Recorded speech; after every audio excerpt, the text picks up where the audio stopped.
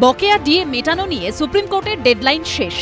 DA নিয়ে supreme কোর্টের কাছে আরো 6 মাস সময় চাইল রাজ্য সরকার। এই প্রেক্ষিতে এবার 21শে জুলাই রাজ্যের শহীদ দিবস বনাম শহীদ দিবস। আগামী 21শে জুলাই তৃণমূল কংগ্রেসের শহীদ দিবস। আগামী 21 ও 28শে জুলাই যৌথভাবে জোড়া কর্মসূচির ডাক দিয়েছে বঞ্চিত চাকরি প্রার্থী, চাকরিজীবী ও চাকরিহারা ঐক্য মঞ্চ, সংগ্রামী যৌথ মঞ্চ। এক বিবৃতিতে জানানো হয়েছে, তৃণমূলের শহীদ দিবসে 21শে জুলাই সব মঞ্চ মিলিয়ে শহীদ মিনারে পালন করা হবে শহীদ দিবস। 28শে জুলাই হবে নবান্ন চলো অভিযান।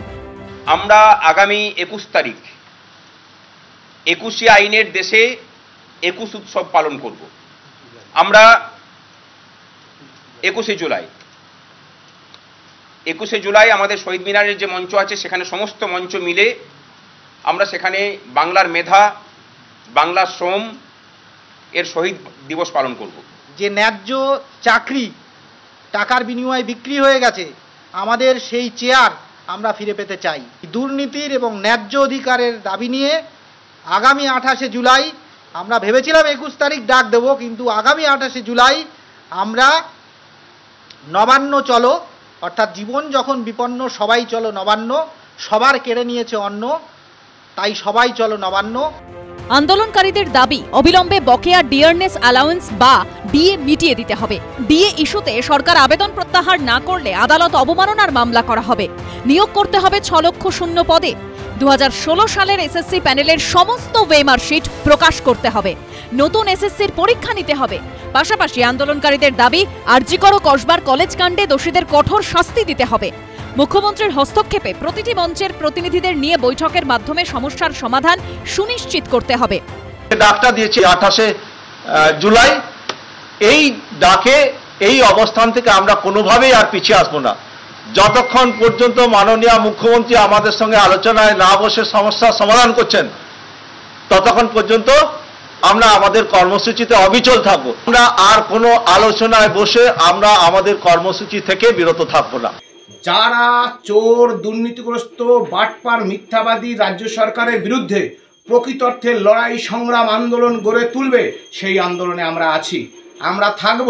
সে 28শে জুলাইয়ের নবান্ন অভিযান হোক, কিংবা 14ই জুলাইয়ের বাস্তিল দুর্গ পতনের দিন নবান্ন ভেঙে চুরমার করে দেওয়ার দিন হোক, সেই প্রকৃত আন্দোলন যদি হয়, সেই আন্দোলনে আমরা থাকব। আমাদের সেই আন্দোলনের সংহতি আছে, আমরা সর্বশক্তি দিয়ে সেই আন্দোলনে ঝাঁপাবো। এ নিয়ে রাজ্য সরকারকে তীব্র কটাক্ষ করেছে বিরোধীরা। পাল্টা জবাব দিয়েছে তৃণমূল। এই মুহূর্তে পশ্চিমবঙ্গের রাজনীতি, পশ্চিমবঙ্গের আর্থসামাজিক ব্যবস্থা, গোটা সমাজ আজকে আর কোনো রাজনৈতিক দলের নিয়ন্ত্রণে নেই। মানুষ একটা বাইনারি সেট করে দিয়েছে, তৃণমূলকে কে হারাবে, এবং তৃণমূলকে হারাবে মানুষ। এই স্বতঃস্ফূর্ত প্রতিবাদকে কোনো রাজনৈতিক দল নিয়ন্ত্রণ করতে পারবে না, বা রাজনীতির রং লাগিয়ে দিলেও লক্ষ্য থেকে কাউকে বিচ্যুত করতে পারবে না। পা দিয়ে যদি কেউ ঝগড়া করতে চায়, কেউ যদি সস্তা প্রচার 21শে জুলাইটা কি সেটা বোঝার ক্ষমতা এদের নেই। যারা শহীদ দিবস পালন করবে বলছে, তাদের মধ্যে সিপিএম আছে। ওরাই তো হচ্ছে গণতন্ত্রের হত্যাকারী ছিল।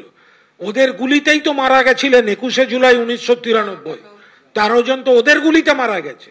তারা কি করে নাটক করতে যাচ্ছে? আমি বারবার বলছি, 21শে জুলাই আবেগের দিন, জনসমুদ্র থাকবে ধর্মতলা চত্বরে, কোনো প্ররোচনা দিতে যাবেন না। রাজ্য সরকারি এবং সরকারি সাহায্যপ্রাপ্ত প্রতিষ্ঠানের কর্মীদের বকেয়া ডিএর 25% মিটিয়ে দেওয়ার জন্য রাজ্যকে সুপ্রিম কোর্ট যে 6 সপ্তাহ সময়সীমা দিয়েছিল তা শেষ হয়েছে শুক্রবার। কিন্তু এখনো পর্যন্ত বকেয়া ডিএ দেওয়া নিয়ে কোনো বিজ্ঞপ্তি জারি করেনি রাজ্য সরকার। উল্টে সুপ্রিম কোর্টে রাজ্য সরকারের তরফে আবেদনে বলা হয়েছে, বকেয়া ডিএর 25% মেটানোর নির্দেশ পালন করতে আরো 6 মাস সময় দেওয়া হোক।